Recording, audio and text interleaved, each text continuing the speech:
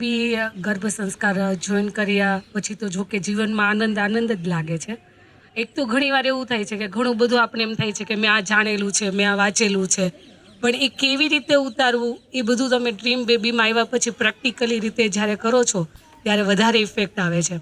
અને જોઈન કર્યા પછી એમ હકારાત્મક વિચાર આવે છે. અને બીજું એક સેન્ટેન્સમાં કહીએ તો કેમ થાય, બુધવાર આવવાનો હોય ને એના 2 દિવસ પહેલાં તો ઓલા બાળકની જેમ એક્સાઇટમેન્ટ જ થાય કે હમણાં બુધવાર આવશે, હમણાં આપણે જશું. ઓલું બાળકને કેવી ક્યુરિયોસિટી હોય કે કંઈ નવું જાણવા મળશે, નવું શીખવા મળશે. એમ 2 દિવસ પહેલાં તો અડધી જ ઊંઘ થઈ જાય કે જલ્દી બુધવાર આવે, જલ્દી જઈએ એમ. એટલે એના પરથી જ કહી શકાય કે કેટલો આનંદ આવતો હશે અમને કે ડ્રીમ બેબીમાં જઈને એમ. અને ઘણું બધું શીખવા પણ મળ્યું છે. બીજું એક કે ડ્યુરિંગ પ્રેગ્નન્સી દરમિયાન આપણે ઘણું બધું પેઇન થતું હોય કે ઘણા બધા મૂડ સ્વિંગ થતા હોય, એ થતું જ હોય.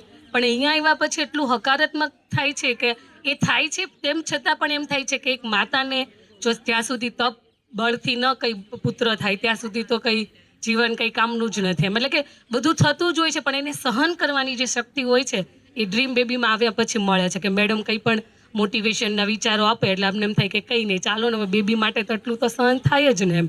એટલે એક પોઝિટિવ વાઇબ આવે છે જ્યારે અહીંયા ડ્રીમ બેબીમાં આવીએ છીએ ને ત્યારે. Thank you.